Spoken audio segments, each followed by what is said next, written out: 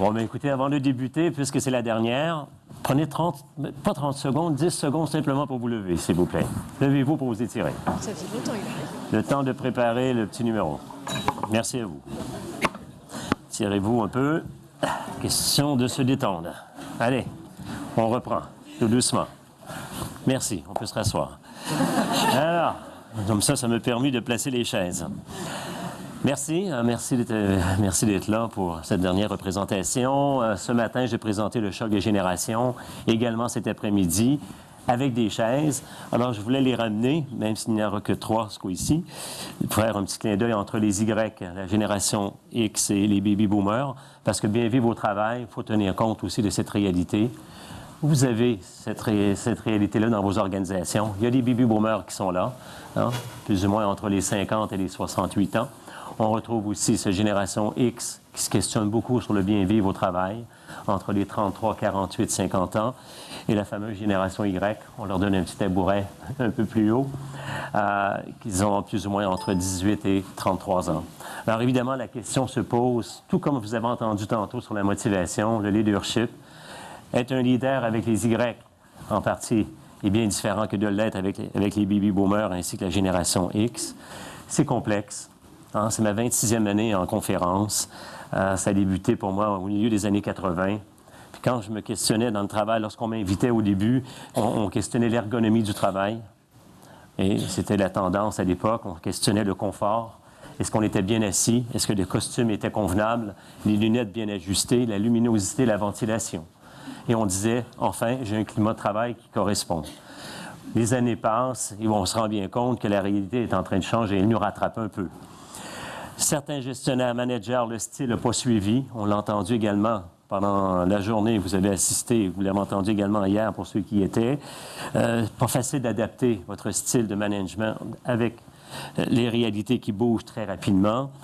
Et on voit bien que les tendances ici se disent, bon, qu'est-ce qu'on fait avec ça? Hein? On voit bien que les X et les Y ne cessent de vous questionner sur la qualité de vie, ne cessent de vous questionner sur la conciliation famille-travail. Il n'y aura pas de retour en arrière.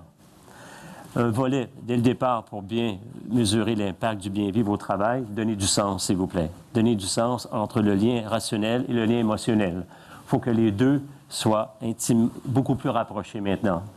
Aussi fort que le baby-boomer était à l'aise à dire « Tiens, j'ai le lien rationnel qui me convient dans le travail, c'est ça mon sens pour moi. Les objectifs, qu'est-ce qu'on fait? Le faire est plutôt clair, je me sens bien à l'intérieur de ça. » On voit bien que les émotions ici vivent un rôle de plus en plus important. Oui, ça va se vivre davantage. La raison est simple. Les maladies ont changé. Vous l'avez entendu avec moi sur le choc des générations ce matin ou cet après-midi. J'ai présenté le congrès en Suisse pour les médecins et on me questionnait énormément puis se questionne beaucoup sur qu'est-ce qui va se passer dans les années à venir par rapport à la santé mentale dans le travail. Aussi fort que le corps a joué un rôle important, le bien-vivre autrefois, c'est ici que ça se passait. Hein? On a corrigé l'alimentation. Beaucoup d'organisations se sont arrêtées à cette réalité. On a réussi à informer et à inviter beaucoup des collaborateurs à en prendre conscience. On a compris toute l'importance aussi de bouger. Ça fait des années qu'on en parle. Il y en a qui l'ont bien intégré à l'intérieur de leur vie personnelle et professionnelle. Et il y en a d'autres que, bon, évidemment, il faut répéter très souvent. Mais c'est une réalité qu'on vit tous. On sait tous qu'il y a 168 heures dans une semaine. Il y a 24 heures, on multiplie par 7. Ça ne change pas, quel que soit le continent. On en travaille approximativement à peu près 50. Si on y ajoute le transport, les déplacements. On en dort 48,2. On dort entre 5h30 à 7h dans une journée. 500 heures de moins que nos parents à l'époque. Est-ce qu'on était mieux dans les années 50, dans les années 60, dans les années 70? J'ai fait le travail, j'ai observé, j'ai fait les recherches pour vous. C'était moins compliqué. Beaucoup moins compliqué que de vivre aujourd'hui. Autrefois, c'était moins complexe. C'était moins complexe que de vivre dans les années 60-70. On vivait sur des territoires entre 2 et 4 km². Et on était plus solidaire avec un D. Ici, on est plus solitaire avec un T. Il n'y a qu'une lettre qui les sépare. Alors, on voudrait bien les solidariser, être collectif et responsable. Mais vous savez que c'est un défi. Ah que oui. Et évidemment, d'une culture collective, nous sommes tombés dans une culture beaucoup plus individualiste. Alors, évidemment que le bien-vivre ici est beaucoup plus... Et chaque individu se questionne, en quelque sorte. Alors, à travers le temps, on voit que le 168 heures, on enlève 50, on en enlève 48,2, on dort 5h30 à 7 heures dans une journée, on est en relation, on est en couple, en famille, entre 12 et 22 heures par semaine. Pour ceux et celles qui sont célibataires, on est à la recherche d'être en couple 10 heures par semaine. Il nous reste 8 % pour les loisirs. Alors, regardons le temps. On veut vivre chacun d'entre nous. Mais le travail est à la grande partie du temps éveillé dont les gens, à tous les jours que vous recevez, en fait, les meilleures heures dans une vie, bien souvent, on les passe au travail. Alors, évidemment, l'expérience qu'on va y vivre a un impact considérable. On a amélioré. On a même intégré le feng shui dans le travail. Tiens, pourquoi pas travailler dans le rose et dans le bleu? Peut-être qu'on se sentira mieux. On a donné des espaces aux travailleurs, aux collaborateurs. On a mis la lumière dans le monde du travail. On dit, tiens, on va améliorer, on va aménager, on va réaménager. Et on se dit, mon Dieu, ils vont être mieux. Non, c'est pas suffisant. Finalement, il nous faut encore autre chose. Vous avez entendu tantôt votre collègue vous parler de la motivation qui n'a rien à voir avec la rémunération. On en parle dans tous les continents. Ça ne change pas. La rémunération n'est pas un facteur de motivation, quelle que soit la génération. Mais donnez du sens, s'il vous plaît. Donnez du sens. Le sens entre ce qui est vertical dans votre travail, on doit aussi y trouver l'horizontalité. Les émotions sont vives ici. Vous savez, autrefois, c'était pas compliqué d'être en couple. Nos parents ont été mariés pendant 45 ans. On leur demandait, est-ce que vous vous aimez? On ne parle pas de ça. Ils n'en parlaient pas. Est-ce que vous vous embrassez? On ne parle pas de ça. On parle de quoi? On ne parle pas. C'est pour ça que ça va bien. Alors, c'est pas nécessaire. Autrefois, l'éducation n'était pas compliquée. Elle était verticale et paternelle. Et autoritaire aussi. Et on disait qu'un mot, assis, et on s'assoyait. Va jouer, on allait jouer. On entrait, va te coucher. C'était pas compliqué. Aujourd'hui, un enfant, c'est complexe. Quand j'ai écrit L'enfant roi, j'ai bien compris que les générations à venir m'inquiétaient un peu. Explique à maman ton sentiment, c'est compliqué. Regarde maman, est-ce que tu m'aimes? Est-ce que tu aimes maman? Moi, je t'aime. Alors écoutez, là, calmez-vous, là. Elle a 3 ans. C'est tôt pour lui demander. On lui demande tout le temps. Et l'enfant, il vit dans un monde aujourd'hui. Et parfois, il a hâte de sortir. Lâche-moi, je vais mourir ici. Il arrive dans le travail à 20 ans. Il dit à l'employeur, tu sais, on ne m'a pas dit non souvent. Il va falloir que tu trouves des solutions. Alors, évidemment, ça représente un défi, puisqu'il ne l'a pas entendu très souvent. Et vous allez lui dire souvent, attention, là. Permettez-moi de vous donner les 3 ou 4 éléments du mal-être au travail. Et c'est occidental. Hein? Le premier facteur, c'est numéro 1, c'est la pression des actionnaires. Et vous le savez comme moi, il est là et bien calé. Hein? Bon, et vous le savez. On le sait, M. Alain, c'est quelque chose. Hein? Il y a la pression des actionnaires. Il y aura toujours la notion de la rentabilité. Une entreprise doit être continuellement rentable. Hein? Bon, et le troisième volet, c'est la compétitivité, et l'autre, c'est la culture de la performance, de la haute performance. Ces volets-là sont derrière toutes les générations que vous côtoyez tous les jours. Mais est-ce qu'on peut y arriver aussi dans le bien-vivre? On y va avec donner du sens. Donner du sens quand vous rentrez en scène et quand vous rentrez en relation. C'est de créer beaucoup de relations maintenant. C'est de la relation, votre travail. J'ai entendu le mot leadership tantôt. C'est complexe. Est-ce que vous avez... Oui, est-ce qu'il est variable d'un milieu à l'autre? Est-ce qu'on peut l'être un par rapport à l'autre? Il n'y a pas qu'un style. Ça va de soi. Hein? Je ne suis pas sûr nécessairement que le baby boomer, si je me mets à sauter partout puis il rend juste la situation un peu comique et le fun, ça va être suffisant. Évidemment que chez nous, selon les continents, mais si je ne les fais pas rire, ils n'embarquent pas. Carole, c'était pas assez drôle. Hein? Nous, on veut rire un peu. Alors, voyez-vous, déjà là, on a un défi. Ça va de soi. C'est comme la génération X. Je ne cesse de dire aux hommes, tu veux le bien-vivre de ta femme, toi? Ah oui. Quand tu rentres à la maison, ne rentre pas tout de suite. Non, reste dans le stationnement. Prépare-toi avant d'entrer. Car elle a beaucoup de questions à te poser.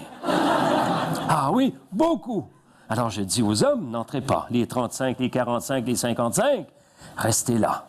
Car elle est de l'autre côté, puis elle se dit, j'espère qu'il me dira quelque chose de spécial.